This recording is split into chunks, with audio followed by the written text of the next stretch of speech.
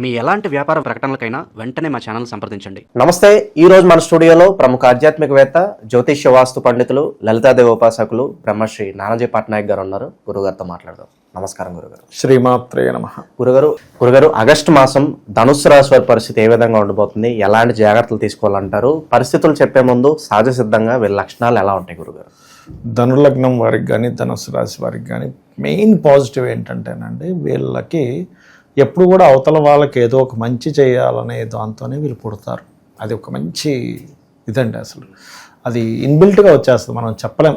ఒక మనిషికి చూడండి, మంచిగా బ్రతుకు అని ఎంత చెప్పినా వాడి గుణం వేరే ఉందనుకోండి, వాడు ₹1,00,00,000 ఇచ్చినా మళ్ళీ ఒక్కరోజే, 2 రోజులు మళ్ళీ అదేదో కుక్కతో వంకరలాగా ఎలా అవుతుందో, వీళ్ళు ఏంటంటే సహజసిద్ధంగానే మంచి చేయాలి.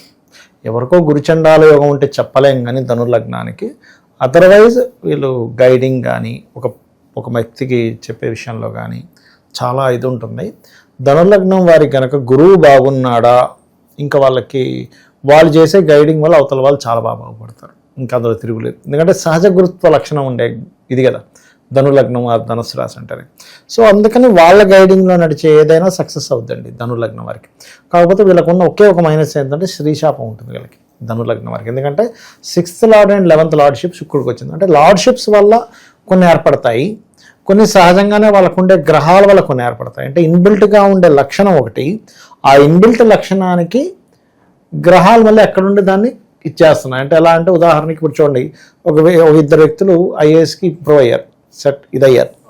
ఇందులో ఇద్దరికి ఐఏఎస్ క్లాస్కి వెళ్ళడం ఒక ఎత్తు అయితే, నేర్చుకోవడం ఒక ఎత్తు అయితే, ఎవరు పెర్ఫామ్ బాగా చేశారు ఎగ్జామ్లో వాళ్ళు సక్సెస్ అవుతారు. ఎగ్జామ్లో పెర్ఫామ్ కానివ్వండి, ఇంటర్వ్యూలో పెర్ఫామ్ కానివ్వండి, వాళ్ళకి పడ్డ టైం ఇద్దరు. కానీ ఈయన సక్సెస్ అవ్వలేదు అంటే బికాజ్ ఆఫ్ ప్లానెటరీ కాంబినేషన్స్. అందరూ ధనుర్లగ్నంలో పుట్టినప్పటికీ వాళ్ళకుండే ప్లానెటరీ కాంబినేషన్స్ని బట్టి వాళ్ళకి ఎంత వాళ్ళు అనుభవించాలి స్త్రీతో ఇబ్బంది అనేది కానీ మంచి కానీ. లేకపోతే అయితే 90% ఆఫ్ కేసెస్ ఏంటంటే ధనుర్లగ్నం ఆ ధనుస్సు రాశి, మెయిన్గా లగ్నంకి మాత్రం స్త్రీ శాపం అనేటువంటిది ఉంటుంది. అంటే వాళ్ళు కావచ్చు, వాళ్ళ తండ్రి వల్ల కావచ్చు, వాళ్ళ సహోదరుల వల్ల కావచ్చు, ఏదో ఒక కారణం చేత వీళ్ళకి స్త్రీ మూలకంగా ఇబ్బంది పడతారు. దీనికి ఏం చేయాలి వీళ్ళు, పరిహారం ఏం చేసుకోవాలి వీళ్ళు అంటే సింపుల్గా ఏం లేదు, మనసులో ఎప్పుడూ శ్రీమాత్రే నమః అది 100% తీసేస్తుందండి. వేదమంత్రంతో సమానం అది వీళ్ళకి. అది మెయిన్గా చాలా బాగా పనిచేస్తుంది. ఇంకోటి ఏంటంటే ఈ ధనస్సు వారికి ఎక్కువగా కష్టపడకుండా కొన్ని మీరు గమనించండి. ఎనీ ధనుర్లగ్న మనం వీళ్ళకి ఒక మంత్రాల్లో ఒక చెప్తున్నాం అనుకోండి, వెంటనే నెక్స్ట్ మంత్రం వీళ్ళు అందుకోగలుగుతారు. ఎలా తెలిసిందంటే ఏమో నాకు తెలియదు, నాకు తెలియకుండానే వస్తుందంటారు. అది జూపిటర్ బాగుండాలి వాళ్ళకి. జూపిటర్ బాగుంటే ఇంక తిరుగులేదు ఆ విషయంలో. అలాగే మరొక విషయం ఏంటంటే వీరికి విద్యా సంబంధించిన విషయంలో కూడా వీళ్ళకి ఏంటంటే నార్మల్ ఎడ్యుకేషన్ కంటే కూడా జ్ఞానంతో కూడుకున్నవి, దైవతా సంబంధించిన విజ్ఞానం బాగా వస్తుందండి వీళ్ళకి. బుకిష్ నాలెడ్జ్ కాదు, దేవతా విజ్ఞానం బాగా వస్తుంది. గురు శిష్యుల సంవాదంలా ఉంటుంది వీళ్ళకు ఉండే జీవిత భాగస్వామితో కానీ ఏదైనా కానీ అట్లా ఉంటుందన్నమాట. ప్రజెంట్ వీళ్ళ టైం ఎలా నడుస్తుంది? ఇక్కడ వీళ్ళ టైం కనుక చూసుకుంటే లగ్నాధిపతి సప్తమంలో ఉన్నాడు వెళ్ళి.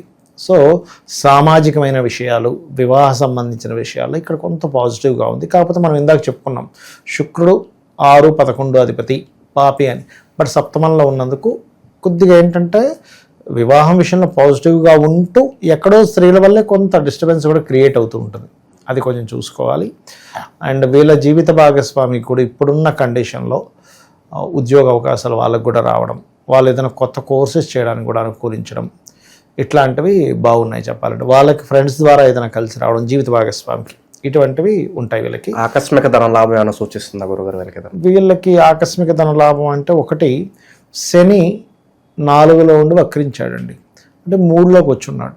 వీళ్ళకి ఆల్రెడీ 1-2 months నుంచి కూడా ఫైనాన్షియల్ మ్యాటర్స్ విషయంలో పాజిటివ్గానే ఉంది చెప్పాలంటే. ఆకస్మిక ధన లాభాలు వస్తుంటాయి వీళ్ళకి ఆల్రెడీ, గతంతో పోల్చుకుంటే ఆల్రెడీ స్టార్ట్ అయ్యాయి. ఈ ఆగస్టు మాసం అనే కాదు, జూన్ జూలైలో కూడా కొంతవరకు ఆకస్మిక ధన లాభం వీళ్ళకి ఆల్రెడీ కొంతవరకు పాజిటివ్గానే వెళ్తూ ఉంది చెప్పాలంటే. సో దాని గురించి పెద్దగా సంశయించాల్సిన అవసరం లేదు. అలాగే ఇంకొకటి ఏంటంటే వీళ్ళు గతంలో ఏదైనా ఇప్పుడు ఒక ప్రాపర్టీ తీసేద్దాం, వెహికల్ తీసేద్దాం అనుకుంటుంటారు, అమ్ముడు పోవు. ఇప్పుడు అమ్ముడు పోవడానికి అనుకూలంగా ఉంటుంది. ఇప్పుడు చూడండి, పాతది ఉంటుంది ఏదో కారు, లేకపోతే ఏదో సైట్ ఎక్కడో ఊర్లో ఉంటుంది, అది పెద్దగా పనికిరాట్లు, ఇక్కడ ఏదో తీసుకుందాం, సిటీలో తీసుకుందాం అనుకుంటాడు.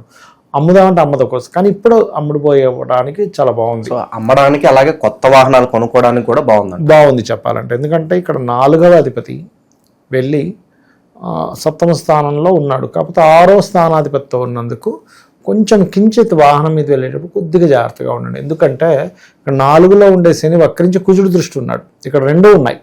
ఎలా అంటే కుజుడు శని ఆస్పెక్ట్స్ ఉన్నాయి దిస్వభావ రాశిలో, అదే మరొక దిస్వభావ రాశిలో శుక్రుడు గురువు కూడా ఉన్నారు. సో ఎప్పుడైతే శుక్ర గురువులు కలిసి ఉండి ఈ కుజశనులు కూడా వీక్షణలు ఉన్నాయో, ఈ 2 అంటే పాజిటివ్ ఉంది, కొంతవరకు జాగ్రత్త తీసుకోవాలనేటువంటి చూపిస్తుంది చెప్పాలంటే వీళ్ళకి. ఇక ఫైనాన్షియల్గా చూసుకుంటే బాగానే ఉంది. ఫైనాన్షియల్గా పార్ట్నర్స్ వల్ల కావచ్చు, కొంతమంది గురువుల వల్ల కావచ్చు, కొన్ని ఆధ్యాత్మికమైనటువంటి విషయాల వల్ల కావచ్చు, వీళ్ళకి ఫైనాన్షియల్ గ్రోత్ బాగుంటుంది.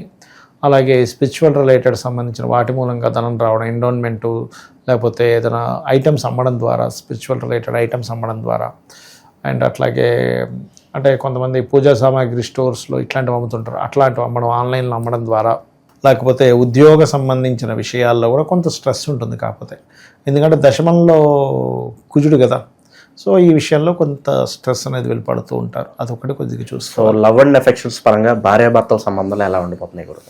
మంచి ప్రశ్న వేశారు. ఇక్కడ ఏంటంటే ఫస్ట్ ఆఫ్ ఆల్ విదేశాల్లో ఉండే వాళ్ళతో లేకపోతే ఫోన్లో కొంత పరిచయాలు ఏర్పడతాయి వీళ్ళకి. ఇష్టపడిన వారిని వివాహం చేసుకోవాలనేటువంటిది కొంత పోట్లాట లేకపోతే కొంత స్ట్రెస్ ఏర్పడి అటువంటి వారితో వీరికి వివాహ యోగము, వివాహ సంబంధించిన ముందుకు కదులుతాయి. అది ఇంకా క్లియర్గా ఉంది. అటువంటి విషయాల్లో నో నీడ్ టు వరీ, పర్లేదు. ప్రేమికులకు ఏదైనా సూచన ఉందా? ఇంట్లో ఒప్పుకోపోయినా సరే ఏదో వెళ్ళిపోద్దాం, మన దివ్య మనం చూసుకుందాం అని భావనలు అంటూ ఉంటారు ఈ లగ్నంలో కొంతమంది. వాళ్ళకి ఏదైనా చెప్తారా విశేషంగా గ్రహణ అనుకూలత బట్టి? ఇప్పుడైతే కొంచెం అనుకూలత ఉందండి. కొంత ఘర్షణ ఏర్పడి ప్రేమించిన వారితో వివాహం అవ్వడానికి పరిస్థితులు చాలా అనుకూలిస్తున్నాయి చెప్పాలంటే ఇప్పుడు.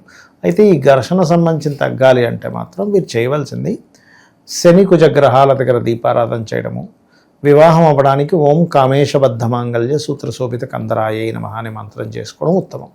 ఇంకా ఎలాంటి పరిహారాలు చేసుకోవడం ద్వారా ఇంకా బాగుంటుంది అంటారు దైవారాధన విషయంలో ఏదన్నా? వీళ్ళకి సహజంగానే ఏంటంటే పంచమాధిపతి కుజుడవుతాడు, అగ్నితత్వ రాశి అవుతుంది. ఎప్పుడైతే అగ్నితత్వ రాశి అయ్యి కుజుడయ్యాడో ఇట్స్ వెరీ క్లియర్.